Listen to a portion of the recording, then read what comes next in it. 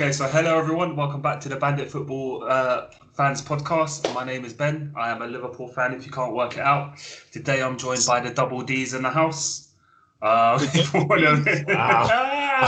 a minute, I had to come back up and think, I don't know about that. So, boys, if you want to introduce yourselves quickly. Top of your team is ahead in the tables. You go first. Me? Oh, okay, I'll go first. Hello, everybody. My name is Deji. I am a United fan. As you can hear in my voice, I'm not very happy right now, although my face says otherwise. I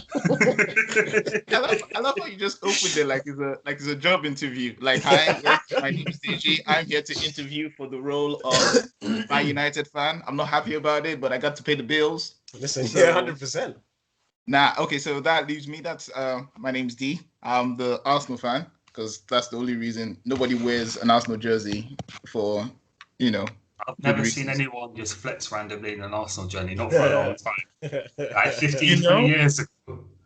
Wow. Fuck you, you raggedy bitch. But, as you can tell, Ben is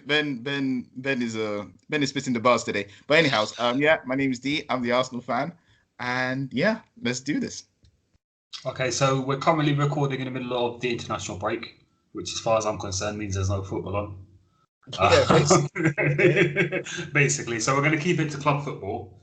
And I think a good point to kind of like start off is like I've actually moved to like Lambeth area now. So I'm like south of the river. Probably my closest Premier club would be Crystal Palace. They've got a player called Wilfred Zaha. Arsenal bought Pepe rather than Wilfred Zaha. I'm just thinking, Damola, how did that work out for you?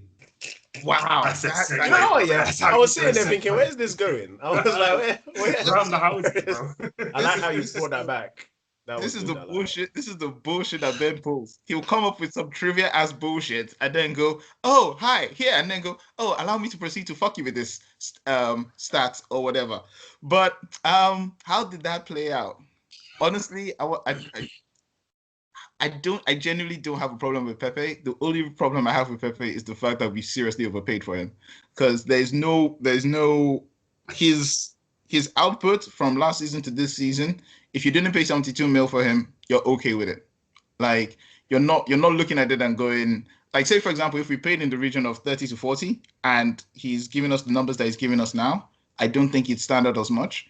But when you when you come in and the player comes in at 72 mil and remove the fact that after he came for 72, oh my god, I'm talking about Arsenal. Zaha was worth 50 that time, isn't it? Bruh, the thing with the Zaha deal. Zaha was more money up front. I think that's why they went for Pepe. Yeah, that was the bullshit. Yeah, but like Sun financing. That Wonga loan. You only have to put down 5% of the front. But again, was it help to buy scheme? As long as you prove you are not earning enough, then you can get a couple of percentage. Oh shit! Sorry, continue. Like in general, like to move it away from Pepe a little bit, just onto Arsenal in general. Obviously, Arteta is like the incumbent manager at the moment. He was like the great white hope that came in. How are you feeling about him at the moment? And just warm up, Deji, because it's going to come back to OGS. You know that's coming around the corner. You know my feelings on this.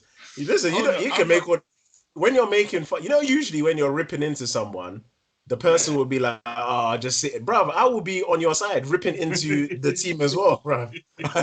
I'm there. For in regards to Arteta, I'm not gonna lie. I've had this discussion with Ben. It's a mixed bag at the moment because there are things that I'm looking at and I kind of like about what he's brought to the team, how the team is doing. And then there are things that kind of I look at it and I'm hoping they're just growing pains of a new manager. Because let's be honest, it's not like he had a previous job and then he went from, oh, I'm a full-fledged coach to another full-fledged coach position. He was an assistant coach. Doesn't matter who he was under. He could have been under Prime Ferguson. He would still be a first-time coach coming in. His coaching staff around him is very relatively young for a coaching staff. because like there's some mistakes or some rookie stuff that I've seen, and I'm just kind of like, yeah, that's like the part of it is like the inexperience shows when we got Runnison as a backup keeper. And essentially, apart from the fact that it was a last minute, let's grab someone, he came recommended by the goalkeeping coach. And then the goalkeeper, I just kind of like, no, that's sus. And then what annoys me kind of was the whole bullshit like that they started when Arsenal left. They were like, oh yeah, we're walking away, we're stepping away from the manager controls everything type of archetype when we're dealing with the club and all that. And then Arteta wins one FA Cup, and they were like, "Oh yeah, we're going back to that because shits and giggles." And you're just kind of like, no, if you're going to do something like between the time Wenger left and now, there's been like a regime change close to 3 times in who's controlling the club. Like, I know Kroenke owns it, but Kroenke don't give a fuck. Literally, like unless someone tells him the Emirates is burning down and the players are in the building, he literally don't care. But like, at least in my view. So with that, I think I like Arteta as a manager. I think he's a good coach. I think the whole manager thing might be too much too soon, because for me, like as a coach, I look at him and I see him when he's handling the players, and Ben kind of pointed this out too. During the like last season, towards the end of last season, essentially every game kind of felt like a training session for him. Because with the water breaks and all that, he was one of the most vocal coaches who would be on the pitch effectively just telling them, you're fucking up here, like do this. And now, like, it's come back into a regular season and we're playing regularly. And you can kind of see whether you want to call it signs of overcoaching sometimes with how rigid the team follows certain principles, or it's just kind of like the main beef that's had since he started was, like a young manager, I don't think he knows how to do his substitutions well. There's certain substitutions that don't make sense. And then he also has that bad habit, I feel, of leaning on experience to get the job done. So you're leaning on experience and you're looking, but I would understand if the experience you were bringing in was top notch. The experience you're bringing in is freaking William. Like, what the fuck? Like, I called that one. He's experienced. He's a Premier League. He's a Champions League winner as well. Like, my problem with William coming in was he didn't come in as like a backup. When the season started, and like, don't get me wrong, Pepe for 72 million, still way fucking overpriced, still ridiculous. But towards the end of last season, going into the FA Cup run, all of that, Pepe was finding like it was, building up steam. He looked like, okay, this is like, he scored that fantastic goal that really didn't end up being allowed in the FA Cup final. But like, you could see that he was building confidence in. So he didn't score a goal. And also, I was gonna ask what rating did I give him, because if it wasn't a high rating, fair enough. But yeah, so he had a really good, like he had a really good spell. And at that point, as a player, I feel if I was Pepe, I'm looking at it and I'm going like, I've convinced, like, managers should be looking at me and going like, this spot is mine. Come in the transfer window, you buy Willian, and then Willian doesn't go to like middle of the pitch or whatever. You literally give him my spot for the first game of the season against opposition that technically I should bury. And then, like, when my form dips, everyone kind of goes, oh, how did that happen? I'm just kind of like, you replace me with a guy that's literally here for a paycheck because you guys, your technical director seems to like his manager, seems to like his agents and stuff. That's bullshit.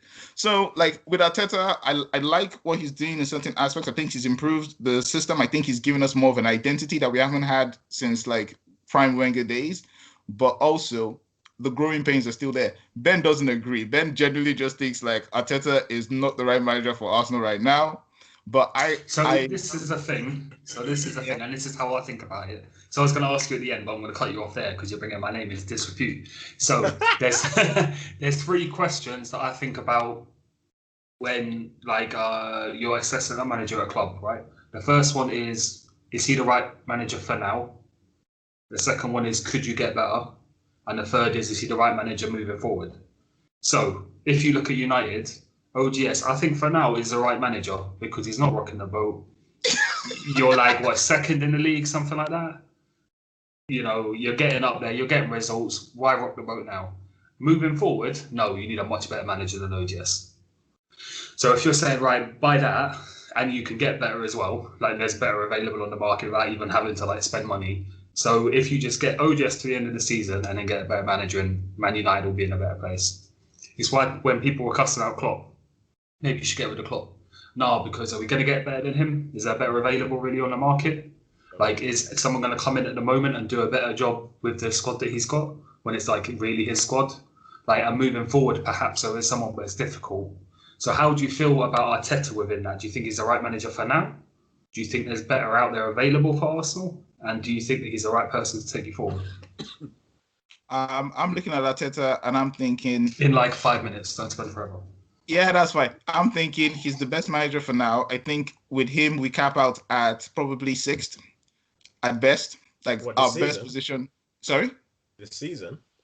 No, not this season. Like next, I don't see him going to it. Like this season, we capped out with like if Arsenal somehow make it to 7th, I'm going to be so disappointed in the league because we have no business being there. Like if Arsenal somehow end up in the top 6, I'm looking at the league and I'm just going to be like, this is supposed to be the best league in the world. What the fuck? But but not funny. But what makes you think you're going to do better next year? And I realize how aggressive that sounds, but like your best player is Odegaard, I know he's on loan.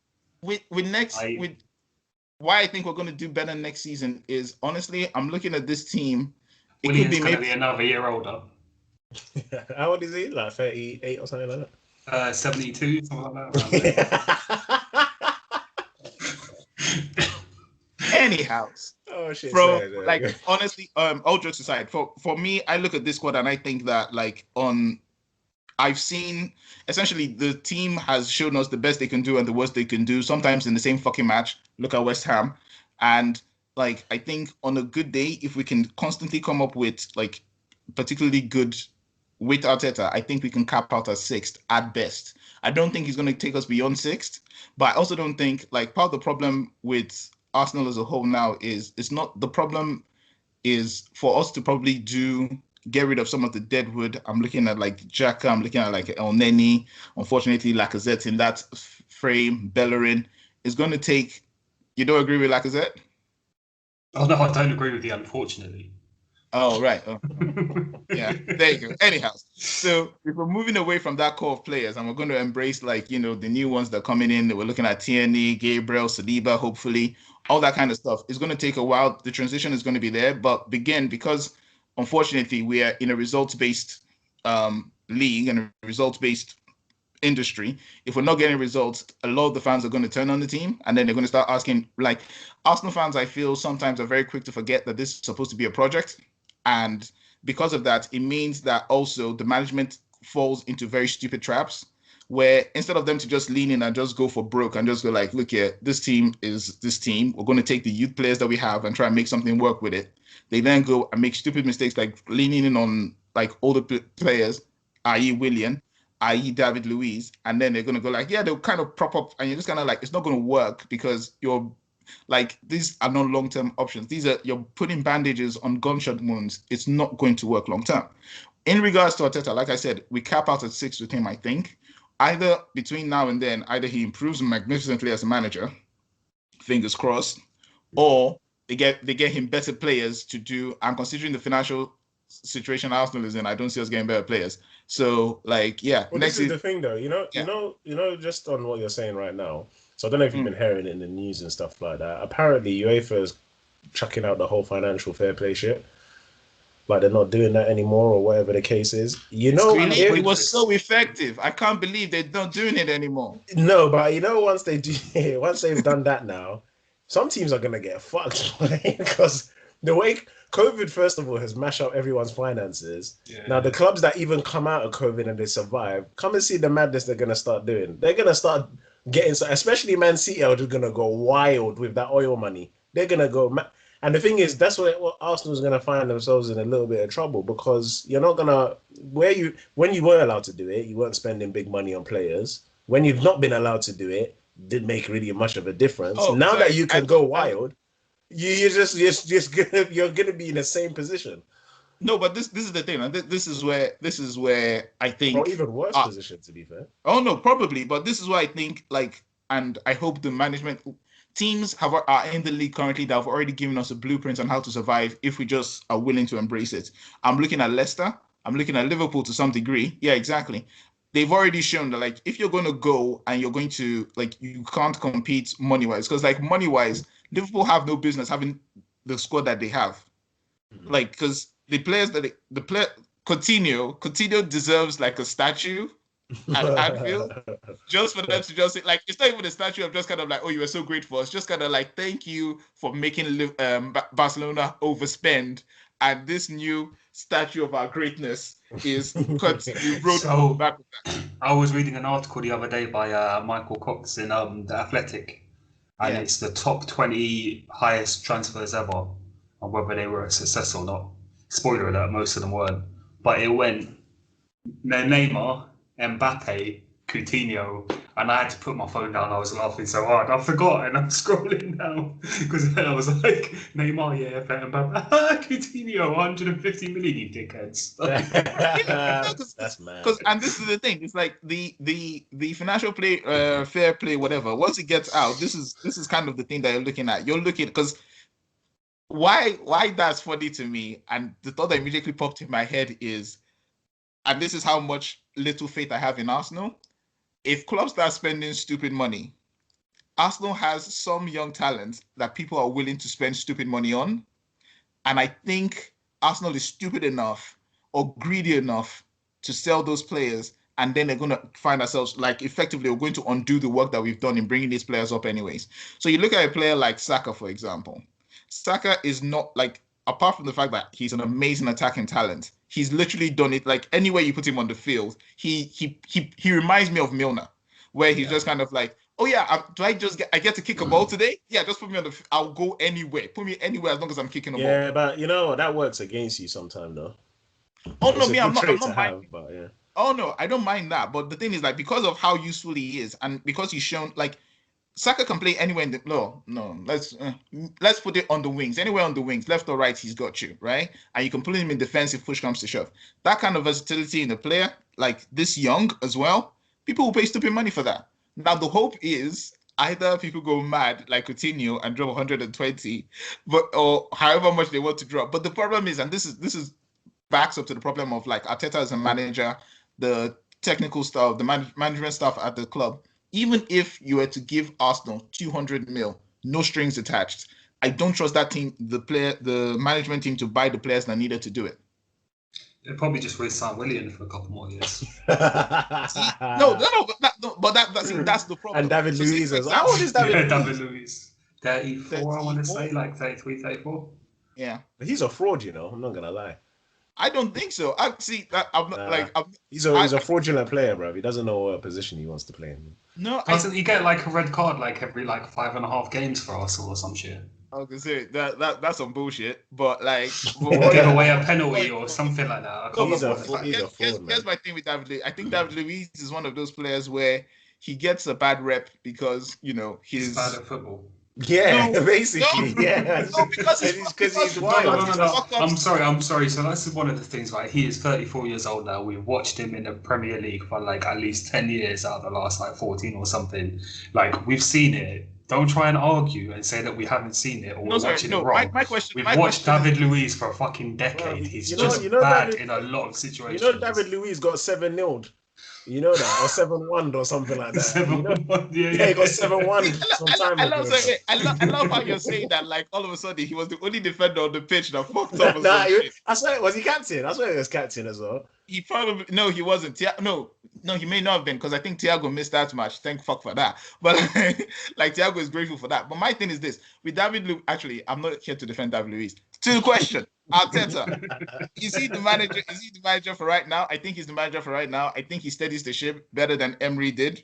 So I think he steadies us. We know where we're at now. The cap for this team is 6th. Hopefully, I think next season is really going to be, whichever way this plays out, next season decides for me whether, because I've already pointed out the bad habits that I don't like about how he plays. I don't like his inability to adapt to certain situations. Sometimes I think he overthinks. Like, I think he picked that up from Pep, because Pep does that shit too, where, like, just go out and play, and all of a sudden Pep is coming up with some new plan, and you're just kind of like, what the fuck? That's not what you guys were doing last week. So he does that.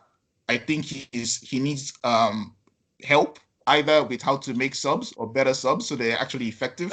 And that sounded like he was drowning, bro. Man said he needs help. I think what it is like, I like managers that when Arsenal used to play under Wenger, when if we were down losing by 1 in the last 20 minutes, I already knew what was going to happen. Wenger's looking at the bench and looking at it and going, anyone that can score a goal, you're getting on the fucking pitch. Like we all like I knew, was it always effective? No. Yeah, but didn't Wenger used to do like predetermined subs? No, I think it was Arshavan said, Arshavan when he left the club was there like, yeah, I was told that I would be on the pitch in 60 minutes, whatever happened. Or like that? He's like, Arshavan. No, but with Arshavin, I don't think Wenger did like predetermined subs. I think with Arshavin is a weird player for Arsenal in that it's the case of Arshavin for me is really I don't think he had that many. If he pre-planned subs, I think Arshavin was the exception rather than the rule. I know he did it. I know he did it with Arshavin, and I think Podolski only used to get like 80 minutes in, no matter what happened. But I think apart from those two, I think generally it was just a thing of like, I need to change something. I'm going to change. Emery was the one where we always knew at 60 minutes, if things weren't going according to plan, something was going to happen, and he stuck to that. He was pretty consistent with that shit. With Arteta, it's like even when he makes subs, sometimes they're too late. Sometimes I don't think it's necessarily the right sub because I can't remember what game it was. We were 1-0 down, and Martinelli's on the bench, and he brings on I think El Neni or some shit, and I'm just kind of like, what the fuck? Like, are you chasing this game or are you not? And that's the thing. That's another thing that I think he needs to fix. Is like sometimes when I don't know, maybe he's trying to save face or not let the ass whooping be as bad as it is. Sometimes it looks like he just gives up on the game and it's just kind of like, yeah, we're not going to go for the shit. I just kind of like, bruh, just new. So that I hope. So I think depending on how he plays out next season, I think Arteta has shown us the ceiling of how far he can get us. If he doesn't improve it next season, then someone else. So fingers crossed for next season. So you would give him till next season? I would give him till next season. The end of next season. The end of next season, because like again for like with Arteta, this is the thing. No, that's all right. You made your argument. That's fine. Oh no, I made my no, I was just gonna say. The reason why I'm being lenient with that is because I'm looking at what he has. At the moment, you're looking at a midfield that has Xhaka. I like Granit Xhaka, right? Very dedicated, never gets injured. But this is the thing, though. He plays Granit Xhaka. We've spoken about Granit Xhaka before. Everyone knows my opinion on him. Like, he has a level. Yeah. But then you've got somebody like Maitland-Niles, who is currently performing at a lower level than Xhaka. But I think his upper level is higher. But he's not been given that chance in the midfield. Now, Xhaka's a difficult player because the longer you keep Xhaka at your club, he's just going to play football because he's just good enough for a Premier League team. But he's never, ever going to get better. So you need to sell the fuck out of Xhaka because he's always going to be tempting. Because he's one of those players, that's all right. It's a similar thing to Fred at United. Like, Fred is decent. Fred is always going to get games. McTominay as well. Like, I know you've got a few issues with McTominay, but McTominay is good enough to just play Premier League football. So he's always going to get games. Whereas if you get rid of him and then you have the issue of, right, now we're down a midfielder, right, we need to get somebody in and actually improve that position. Playing Xhaka, having El Neni, he needs to go, not because he's a terrible footballer, he's okay, but he's only ever going to be okay. And continuing to play him is going to do literally nothing to help your club. I get that point, though, because all you're doing is the balancing act. That's all it is. Yeah. You're happy with where you are, so you're just going to be like, playing for today. And I think Arsenal's terrible for it. It's why I didn't agree with the deal for Aubameyang, and I get it, it's a reward for everything that he's done. But you're trying to buy Aubameyang from last season. Mm-hmm. And he's not going to drop off a cliff. It's the same thing with Willian. You tried to sign Willian from a year ago. He's going to naturally get worse. Listen, sometimes he's not going to link with Chelsea. Like sometimes if you want change, you got to create a problem, innit? It's one of them things, man. Speaking of that and flipping it, Cavani, what do you think of him? In a similar kind of vein. Cavani's all right, bro. That's what I have to say. Cavani's all right. I didn't mind him. I wasn't that bothered. It's nice to have that experience going up top and stuff like that. So he's all right. It's not too bad. It's just the injury-prone thing is a bit of an issue, but it's not his fault. Any striker that's playing for Man United right now, I can't really blame them. because everything is just shit, basically, behind them. So the thing for me, and what worried me, not worried me because I don't care how you Blues do, but like if I was a United fan, I'm gonna be honest. But if I was a United fan, I would worry about the fact that is it that short-term thinking? Like, It do is. you Oh, think oh, at 100%. United they have a plan? It was a short-term thinking. It was basically they couldn't get. I think they wanted to get Haaland, and they fucked that up, and were just like, we need to get a striker. Let's just get a striker. That's all it was. There's no plan. You know, Man United is. There's no plan there. Everyone just comes to work and just says, guys, what are we doing today? That's it. There's no plan. There's no nothing. They just it's bants. That's all it is. That's what it looks like, and that's what it seems like. Because at the end of the day, like I said to you in numerous, and I think D is trying to piss me off, and I know you slyly are. You're trying to rile me up. That's what what did I do? when you message me and you start supporting this guy, you actually make my whole body go on fire. That's how Who did I support? Just so I'm clear, so I know the crime. When you start supporting this Ollie guy, when I'm telling you everything that's going wrong, or when we're watching a game and I tell you everything that's wrong in that game, and then you go, yeah, but if you do it this way, if they can do this and some, you really actually make me just go on fire. It actually burns my whole soul. Just so No, seriously, Ben, it's not even a joke. I would not tell him. No, I'm laughing because you shouldn't tell him because he's just going to do that on a repeat now. Yeah. But the thing is, I think he's doing it on purpose. This is hard for me to tell now. So we're clear, Deji. You think that I would go out of my way to antagonize you in regards to Manchester United? Yeah, 100%. I am hurt and offended by that. I don't care what you are. I really do not care. I don't care. Bro, you know this team is bro, everything that happens, I've just decided to not have no emotions. I don't have no emotion for the rest of the season. I don't really care what this team does anymore because everything they're doing is just madness, basically. I know that vibe. Yeah, bro, it is what it is, man. Years ago, yeah. Bro, even now, even now, the fact that the news that you shared the other day, they're looking to give him a £30 million contract. That's like for what? What's he done? He's in the Europa League. No, who cares? You can win that. He's currently second in the league. Listen, we're not winning Europa. It's not happening. No, sorry. Here's my.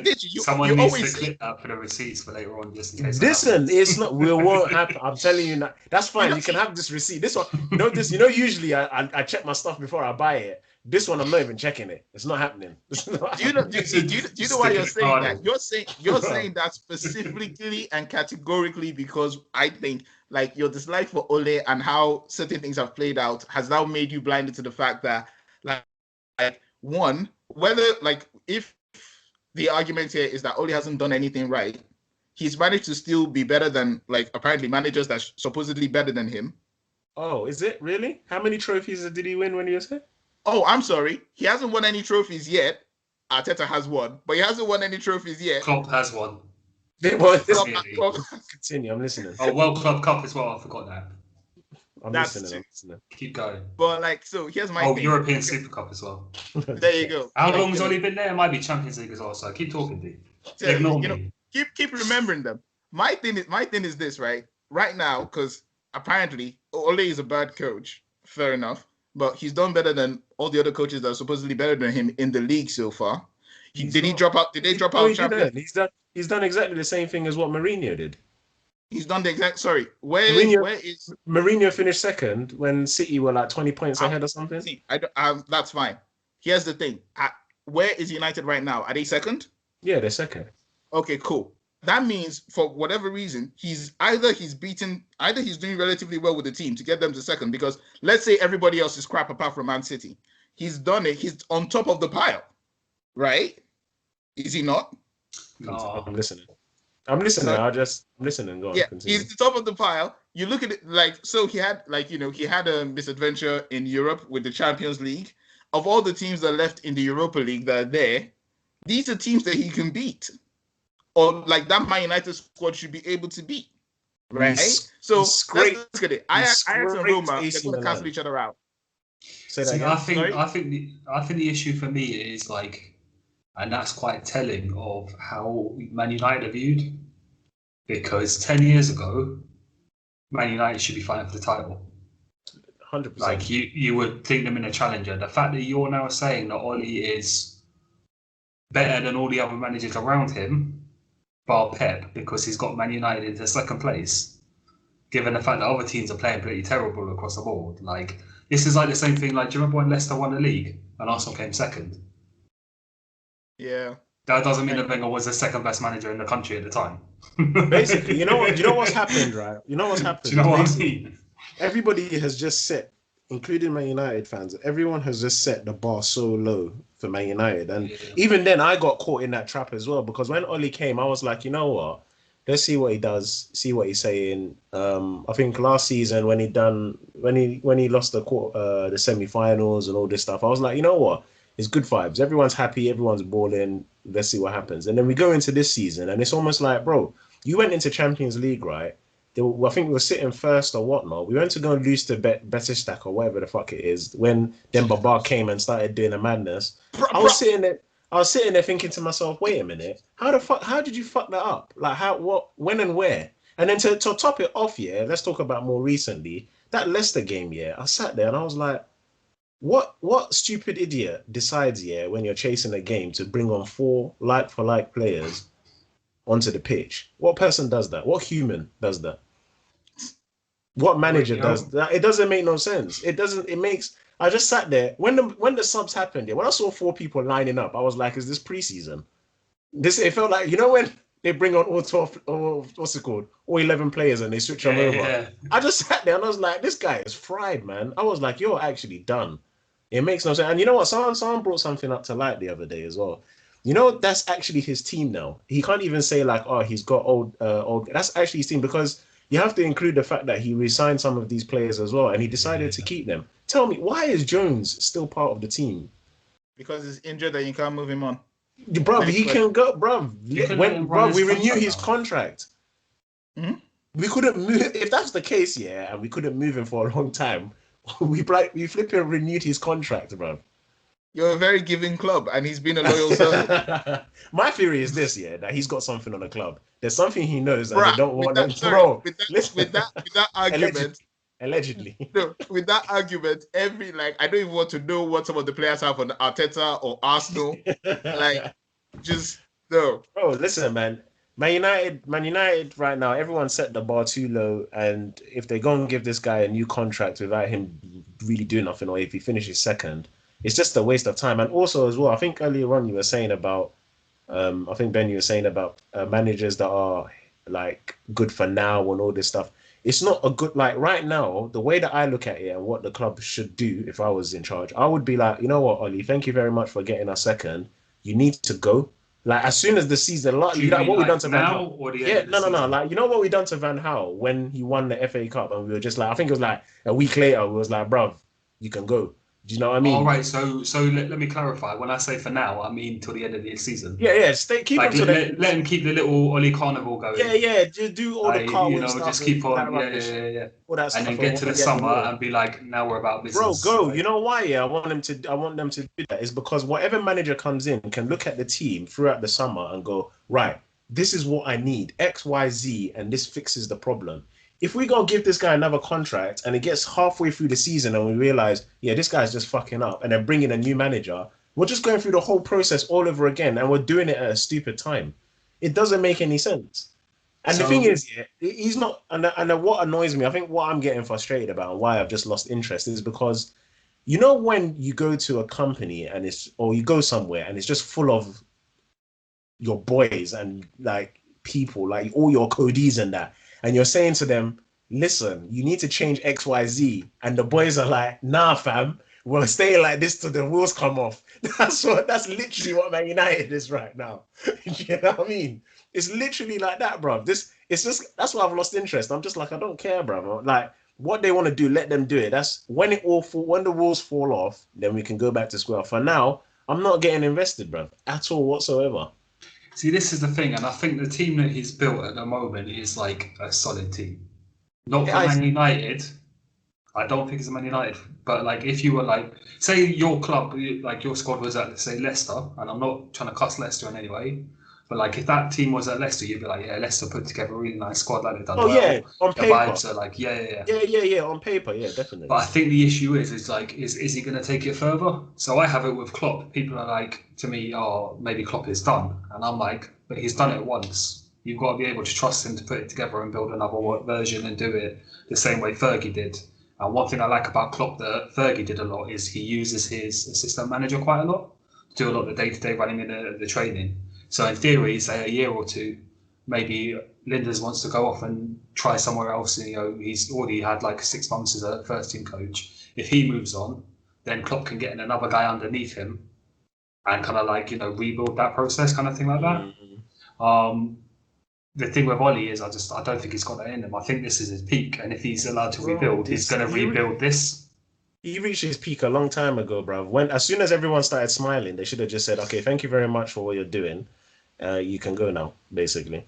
That's literally all they should have done, man. This guy is I don't get it. And I sit there and I think to myself, like, when like Ed and Glazers and all that are watching this, like, what is going through their mind? Do they think this is good? Because I'm baffled. I'm like, bro, like, you need to watch some old tapes, man. Do you know what did I send you the other day, D, in the group chat? What did I send in the group chat? The defenders. Oh, when I was watching Ferdinand and Vidic, fucking, when you sit there, on a hot day, on a hot day when you get ex was ridiculous. Deji was looking at her and saying, like, she was so good to me. She used to do stuff. Like, I didn't even have to tell her what to do. She just do it because she knew. She knew. Bro, you know what? I sat there and I was just like, you know what? Like, on a hot day when you have an ice cold drink, that's what it felt like. That's what I was sitting there and I was like, look at the tackles, look at the passion, look at the strength. And then fast forward to now and I see Maguire get ripped by what's his name, by Vardy. Yeah, I was just like, you're a deadbeat, bro. You're so shit. Oh, sorry. Just can I just say, in defense of Maguire, Vardy has useless many a defender. Just saying. No, he has. But Maguire is dead. That guy is trash. 80 million. I was saying to my mate the other day, I was like, 80 million. We should have just went to go and get Koulibaly, bro. Might as well have just got him and tried him out, bro. We paid 80 million for this brickhead to be doing some madness here. Like this guy, he frustrates me, man. Maguire is too shit, bro. I've never he makes me angry when I see him. Oh wow, Deji. Like, from your tone and the way you've been talking about it, I would never have gotten that vibe. Do you know what he did to me? You know what he did the other day? I said, did to me, like I love the fact that you said, you know what he did. Yeah, I know. To me personally. Do you know what he did the other day? Yeah, I think it was in the Leicester game. Yeah, that I just said, yeah, this guy. Yeah, I swear you're finished. Remember when I used to complain about Ashley Young and his Cruyff turn? Yeah, bruv. You know Maguire did it, and I got so angry, and I was pissed, bruv. I was like, why? Who told you you can Cruyff turn? Who told you can do that? What coach there said it's okay for you to do that in that place? See, I think he's getting pandered to by both Solskjaer, but also by the idiot in charge of the England team. What's his name? Southgate. Yeah. Because every now and again I catch him in a game, and it's just like they're giving him a free roll in defence. Yeah. My man just pops up in attack, like an inside left forward, and it's like, yeah, that's cool, but no one's covering you. Like, you haven't got nobody to. The mad thing about it is like, bro, how you get? So you got here, that's fine. How you getting back? Because you can't get there quick enough. So what are you doing? But it's crazy, man. I don't know, man. I'm tired, bro. The team is just fried, man. And then McTominay as well. Like, don't get me wrong, I've said it. It's good to have a Scot in your team. That's all well and good, but at the same time, he shouldn't be getting played the way that he's getting played. This guy starts every game. He doesn't offer anything other than his height and strength, and that's about it. That's literally all he brings to the pitch, and passion. Sometimes he can be a dickhead, which is good, but he doesn't bring anything else to the club. That's it. I don't understand. It confuses me, man. But see, I think the issue with someone like Scott is not necessarily himself, but the fact that you don't have anybody to kind of play that defensive midfield role that's better than him. No, but you know what? The funny thing is, though, I think, if we had a midfield three of Fred, not even Fred. So, no, actually, the first one would be Fred, Pogba, and Bruno. I think if we had a midfield of that three, it would be fine, because all you need, Fred is bad on the ball. Like, we've seen it. He's not the greatest on the ball. But the one thing he's good at is causing an issue. Tackles, interceptions, all that stuff. That's what you need to do. If you get him to just do that and tell him, no, that's your role. We don't want you. It's a bit like Kante. We don't want you, when he first came out, we don't want you to do anything special. all we want you to do is intercept and give the ball away and give the ball. That's all we want you to do. If we use Fred like that, happy days. If you don't want to use Fred like that, that's fine. Chuck in a Van der Beek. No. Chuck in a Van der Beek in it, because then you got control of the midfield. He can collect the ball. He can find someone. He can push it up forward. Let Pogba and Bruno do whatever the hell they want, because they work well together. If you have a midfield three like that, that's fine. But then when you put a Fred and McTominay, who are just defensive minded, and you know what's so funny? It's strange here because Scott was actually a cam. He was a cam in the youth, and I don't know how that happened, but anyways, but what's it called? I just think he's just one of them players. He's bigger than all the other people in the. Well, this is it. That's literally all it is. I'm pretty sure that's how Maguire became a professional footballer. But literally, that's all it is. But I think if you have a midfield three of them lot, then it's fine in it. But when you put a Scott in there, straight away you're telling everyone that look, we're just playing defensive. That's literally it.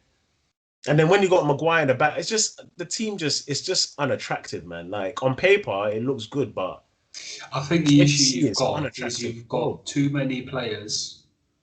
And so I, to an extent, rate Maguire. I, to an extent, rate Scott as a player. I just don't think they add anything around them. Like, great players. So Kante, you brought up Kante as a great example. Kante covers everybody around him. You put him in that central defensive midfielder, your midfielders will play better, your fullbacks can go forward better, your defenders are better covered. Like, he has a zone of control around him where he improves it.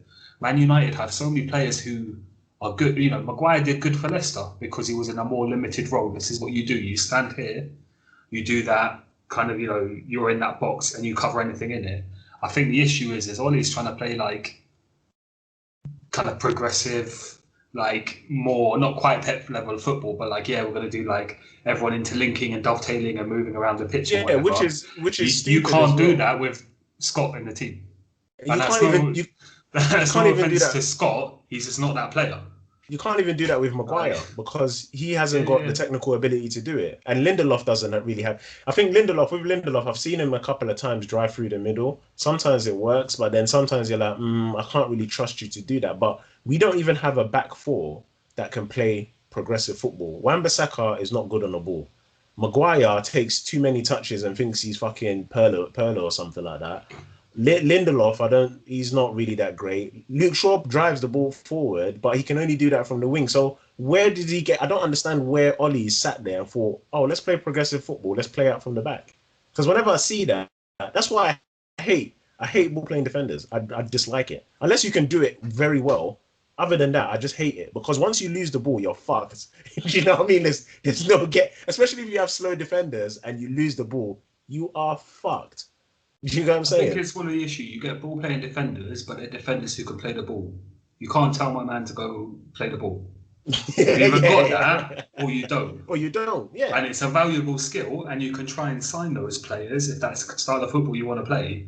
But you can't, like Nat Phillips, young guy for Liverpool. He's amazing. He's coming. He's like perfect defending. Like in terms of like all the defending skills, heading, he's got it. Strength, he's got it. He'll clear the ball away. He's good in the tackle. Like he's strong. He can push people off. He's not a ball playing defender. If Klopp turned around and was like, we want you to start dictating the play from the back, that's not fair on him. But if you want someone to fucking clump through a forward and nod the ball away, then he's the perfect guy. And I think that's the thing. Like you've got to play to your strengths, and like ball playing defenders is not Man United's. Ollie is just confused. And then on top of it as well, the guy's been playing Rashford injured for how many months now? Even for like the last where does part of the Rashford year. even play? I haven't worked out. It's like, 22, 23. I haven't even worked out his position yet, you know? So this is the thing, right? So now this is the problem that I was having with the attack and stuff like that. So the attack, and this is why I was highly irritated. I'm getting more and more irritated when people keep gunning, what's his name, Martial. Because it's not his fault. I keep saying that the attackers, it's not their fault. Man. Yeah, the 50 million man. 50 million. Everyone keeps saying because according to Deji, something like 60% of a Pepe, something like that. You know what? I would gladly take the Pepe this, because if Man United can sell Martial for 50 mil, bruh, like keep that receipt. I would be amazed. No. This is Yeah. the thing, yeah. But everyone keeps on blaming. People are blaming Martial. People are going, oh, Greenwood is in the same position as what Martial is as well. They're both in the same Really? position. Yeah, they're not getting goals. No, what? Tell me who in our top our forwards are getting goals apart from Rashford. Well, obviously, he's getting goals here and there, but the rest of them are not getting it. And the only reason why Rashford is getting the goals that he's getting is because the man just runs like a headless chicken and just knuckleballs it in all types of directions. Essentially, it's gonna go in. Pretty Sorry, much. yeah. So just so we're clear, you're saying Rashford is only going to achieve his bonus targets because like he runs and he does his job. No, he does. No, I'm not saying that's not what I'm trying to say. So don't try and make Okay. this my words. What I'm trying to say is that with Rashford, Martial, Cavani, Greenwood, different types of players. They're not all the same type of strikers. Do you get what I'm saying? Rashford runs. That's his trait. He can run, he can dribble or whatnot, and do all these things. Eventually, he's gonna get a goal. Cavani don't play like that. When you see Cavani, do you see Cavani running like Rashford? Do you see Martial running like Rashford? Okay. Do you see So, Greenwood? again, do you see so- Greenwood? But so wait, hold on. Let me finish. So my point is, my point at the end of the day is that a lot of people who are blaming the strikers, that Man United have, I sit there and I think to myself, go and look at how many touches these guys have in a box. Go and look how many times we actually get big chances. Go and have a look at the times where we have created a chance to open up an opportunity for these guys to score. It is hardly ever there. So what do you expect a striker to do? So now everyone is saying, go and get Haaland, go and get Haaland. Newspapers get even if Harry Kane came to this club, we will die. He will die. He will not get the kind of service that he's getting at Tottenham. It's not gonna happen because we Can I don't just say I'm play that okay type with of that football. outcome? I'm okay with that outcome. But my point is, at the end of the day, like everyone basically cussing out these strikers and Martial and that, it doesn't make sense, bro. We don't create chances. We don't create big chances at all, whatsoever. As I said, with Rashford, it's a good thing and it's a bad thing. You know me, it annoys me. Rashford just runs, doesn't put his head up. Yeah. Sometimes he will knuckleball it, it goes top bananas. If he doesn't knuckleball it, then we're pretty much done for that game. If they isolate him, we're finished. There's no chances coming from anywhere else. Our right-hand side is non-existent. That's what I'm saying. So like it's weird. Ollie is baffled. Like he's actually, I don't get him. He don't make sense. Every decision he makes is backwards. It doesn't make any sense whatsoever. It's crazy. This team I was is gonna done say, anyways. Like I think said, about it, like with you talking, and I've never really linked him. Like, wrong. so say But like that again, Rashford's then. quite like sorry, I was just saying like they're not exactly the same. But Rashford's kind of style of play is a little bit like Jamie Vardy in that he runs and he'll either score or he won't. Yeah, this is Like basically Vardy will go a couple of games and it's just like he's in a drought, but he never seems concerned because it's like if I just run enough, eventually I'm gonna score a goal. It's gonna go in. That's the same with Rashford. It's eventually it's gonna go in and it's gonna go top bananas. If not, then I guess we have to just rely on everybody else basically. Bro, let's listen to this, right? Think about it. Our goals are coming from one man, Bruno. That's just one person. That's it. No one else. Not coming from anybody else. Just Bruno. Now you're trying to because it's all coming from Bruno. Now you're trying to say that yeah, it's the strikers' problem. The strikers are not the one doing this. The strikers are, bro. That doesn't make sense. It doesn't add up. It doesn't correlate one bit. But again, I put it down to Ollie because he doesn't have a clue what he's doing. Counter-attacking football, we can't even fucking do that properly. How many times did I tell you, D? How many times? Sorry. Oh, how many times? Several times, but Exactly. your argument for counter-attacking football is really weird because It's not weird. No. It's like, see, normally I would. It's kind of like if someone were to look at Arsenal and go, oh, you know what? Before Odegaard and Emil Smith-Rowe came into the team, you couldn't create a chance to save your life. I'm like, you know what? That's fair. I'll take that. With you, when you're talking about counter-attacking football with Man United, here's the thing. We've seen it in several games. Rashford will get the ball. Rashford does what he does. He starts running. Literally, his teammates are not making the moves they're supposed to be making. They're not opening up opportunities for him. He's not doing anything. So he runs, and then eventually he has to make a decision. Am I going to shoot, or am I going to try a pass that effectively kills the counterattack because I have to pass back to some motherfucker who is like too far behind to actually be effective. So, like, don't get me wrong. If you want to argue, oh, counter-attacking football, United don't do counter-attacking football well. Yes, they don't. It's not entirely on Rashford. Rashford gets the ball. He does what you're supposed to do in a counter-attack. He takes off down the line.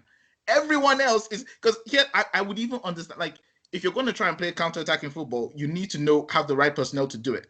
If Rashford is going to play, if I'm a manager and I want to focus on counter-attacking, I'm putting in Greenwood. Greenwood can run for days. If I know that, okay, yeah, that's, James, like, the problem with James is just not good enough. But like, not good enough. He's just not good. But that's what I'm saying. Like, I get like criticisms of Rashford stand, and I totally appreciate them. Sometimes he doesn't have, like, he has what, and again, it burns me to say because I don't like disrespecting players like that, but he has what I call Walcott moments. Walcott is the player that I can think of that does that with, like, there were times when Walcott was playing, he'd run with the ball, and then it would be like he didn't know what to do, and then he pulls some random stuff. That's what, like, but with Rashford, it's a different problem. Rashford will get the ball, he will run, but then the supporting cast is missing. No, so this is my thing. But this is my thing on that argument, right? I get what you're saying, and I don't disagree with it. What I'm trying to say is that as a football player, right? Correct me if I'm wrong. As a football player, let's say you get the ball by accident, interception, whatever. You get the ball, you start running for the counter attack. If I'm running for the counter attack and I've looked up and there's no one around me and I see 4 defenders, I'm not gonna fucking run through all 4 of them like I'm a bullet or a fucking bulldozer. I'm gonna chill. I'm gonna relax. Take it to the corner. I can't remember what game it was and we was talking about it, bro. I've seen, like, you've turned around. There's no one there. So why not take it to the corner? Wait till people come up and then start your football again. That's what I'm trying to say. So Torres, what you're saying is kill the counter for Liverpool. Torres, when he played for Liverpool, always used to cut out into the channels when there was no one there. That's what you do. Because he's still running, you're moving the defenders, and then all the other players can gun into the spaces. That's the most sensible thing to do. But what he does, wait, let me finish. So what Rashford does and what annoys me is that the counter-attack is on, right? You've ran. I get it. You've now seen 3 people in front of you. Rather than chill out and relax and then try and build up play again, you now try and take on 3 players. That doesn't correlate. If you do that once in a match or you do it twice, okay, cool, that's fine. But you do it 5 times in a game, it doesn't work. You just have to sit there and think, you know what, let me change my style up or especially if you're going against strong defenders. It don't make sense. I think it was the Man City game. He kept doing that because we was playing counter-attacking football. He kept doing it against, did we win that game? Yeah, we did win that game. Yeah, we did win that game. He kept doing it. Yeah, we did. Don't pull that one. Yeah, just sorry, just so what do you think I'm trying to pull? Don't pull that one. So I don't know if you noticed this, but he had so much bass in his voice, and then he remembered that United actually won that match, and all of a sudden. No, because I know how this sounds. Because everyone's gonna be like, yeah, but we won the game. No, but my point is, he done it in that game so many times. I sat there and I thought, bruv, change your game up. Go wide. Go to the corner. If no one's keeping up, bruv, when you go back into the changing rooms, then you can grill everyone and say, bro, I can't keep running, and no one's coming along with me. And the thing is, yeah, I get it because usually when these counter-attacking that's happening, it's usually Rashford, Cavani, and James. I think it was one game. James started running and just fucked up the whole thing. And I was like, this guy, you're dead, bro. I think it was like a 3-on-2 situation and he fucked it up. And I was like, how did you do that, bro? You actually had man keeping up with you and you fucked up the whole thing. I was bare baffled. But yeah, but my point at the end of the day is like with Rashford, you got to use your brain, use your intelligence a little bit more. Do you get what I'm saying? I know you can beat a man, but sometimes it doesn't always come off. And if it doesn't come off, go to the corner flag and just wait, see what's happening. Do you get what I'm saying? I'm not saying pass it back, keep a progressive football, but sometimes you need to bring it back. You need to calm down and wait for people to catch up. That's my point. And again, that boils down to the manager. You're not telling your players what to do or how to even do it. And then for you to turn around in a press conference and say, I don't do the coaching, bruv, if your team is playing shit and you don't do the coaching, as a manager, go to the coaches and say, bruv, you man are fucking up. If you're not careful, I'm going to send that P45 to your house, bruv. Do you get what I'm saying? Like, that's what makes sense. But here's what it is. As I said, that's Man United for you. So we're kind of getting close to time. obviously one person wants their manager to change, one person doesn't so much. But talking about players, like if you guys were gonna have something to fix your club for next year, what would be like your key aim? The whole coaching staff, manager, the everyone, the club, even just change the And you job. need to go back to elementary counting, bro. just change the It's like club. Deji clearly wants to fire everyone across the board. I, on the other hand, am very okay and very realistic with my club because Arsenal has crushed all expectation. So if Arsenal gets 2 signings in, I'd be shocked. So I've just accepted that if gone to my head, if we have to prioritize where to get players, what positions, I'd need a backup left back because I don't want us to run Tierney into the fucking ground.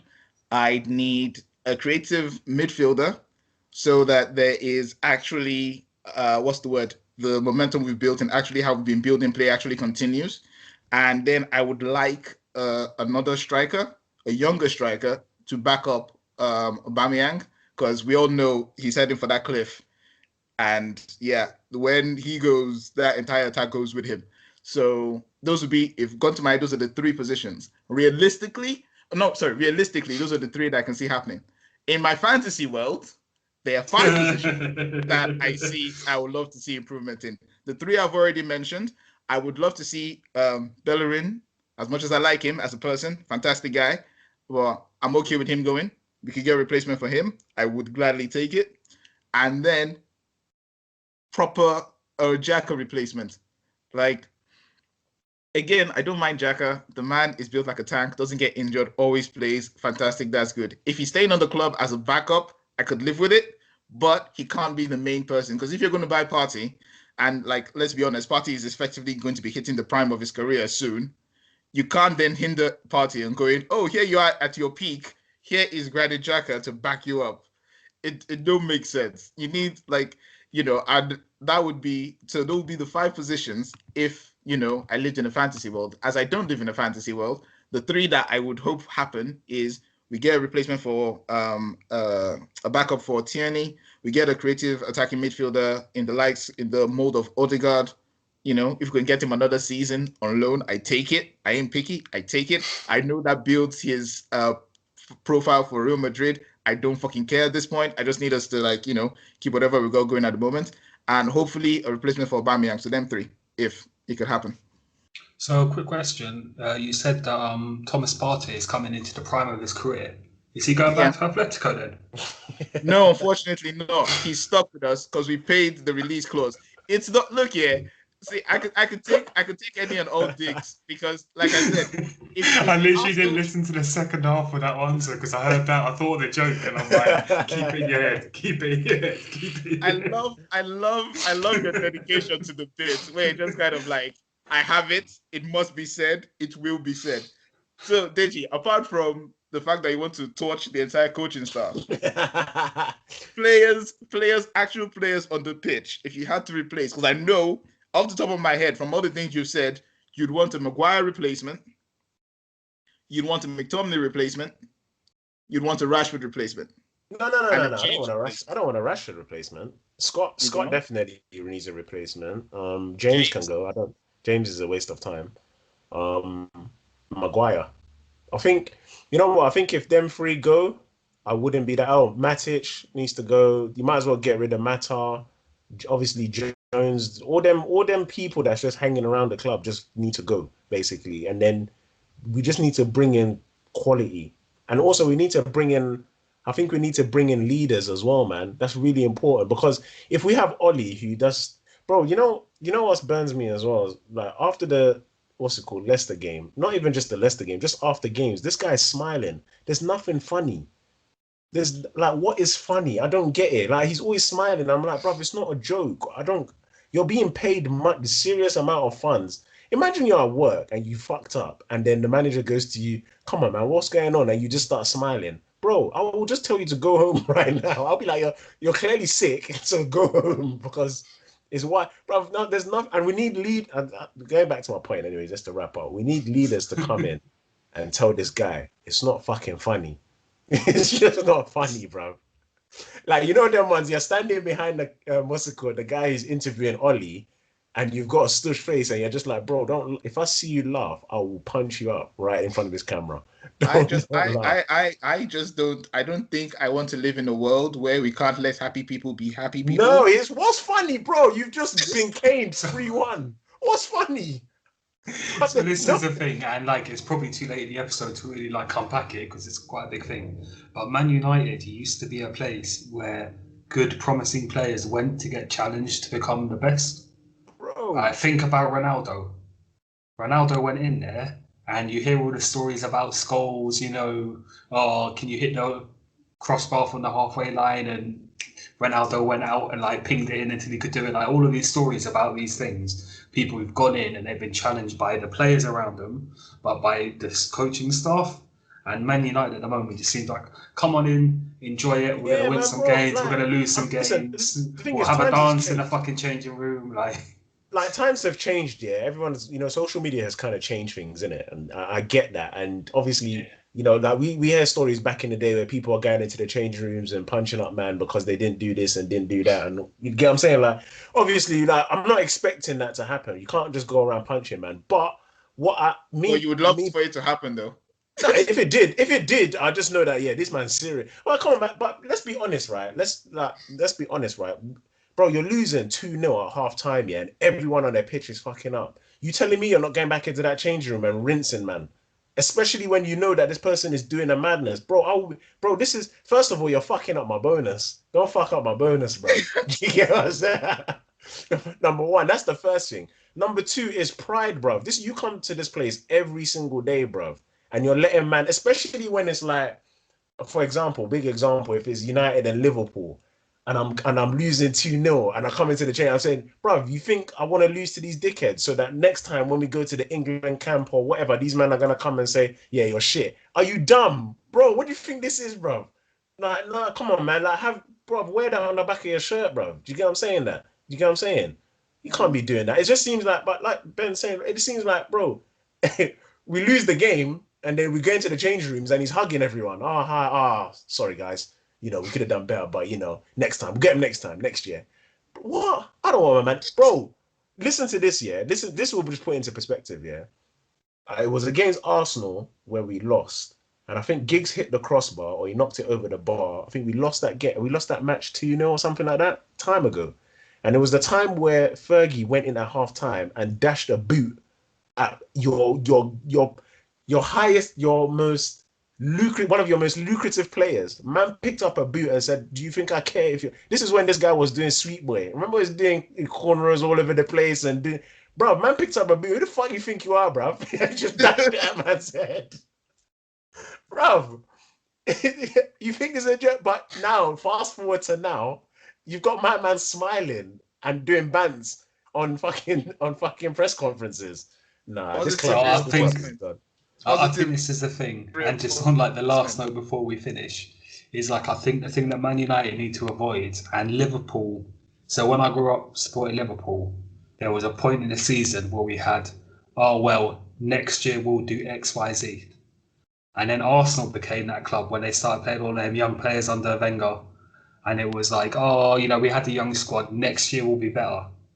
Man United are in that point where it's like, next year we'll do better, like we've got young players, blah, blah, blah. But unless you do something to make your squad better, make your team better, make your club better, nothing's going to change. Yeah, and it's going to be a damn shame if Man United go that way. It's not going to be a damn shame. Would it be a shame, though? Exactly. Listen, I told you, I'm on the same boat as you, man. I'll be laughing as well. It is, because to be honest, we still need them to kind of sell the TV package across the world. Yeah, that's true. I want that international money, bro. Because we ain't getting no gate receipts. I think on that note, call it for the episode. Yeah. Boys, thank you very much for your input. If anyone was throwing like a last comment, go for it. If not, thank you very much for watching. As always, only for life. Dickhead. Like the video, share the video. Life, David Luiz for life, bro. Rewatch the video. If you aren't subscribed already, subscribe at the bottom of the video. Just hit all the buttons, man. Just keep hitting buttons. Yeah, literally. That's really what I'm saying. Just hit buttons, make comments. Deji, when you said what you David Luiz for life, he's a player. There's options. Only You for say life. that, First. you say that, but you know that they're keeping him on for longer and longer so he can get a coaching deal and then become manager. Listen. I bet you. I'll make a prediction and get your receipts out to end this. Oh, please, in the keep that next receipt. 20 years, 20. David Luiz. In some point in that point, David Luiz is going to be Arsenal manager 100%. Damn. Arsenal manager. Really?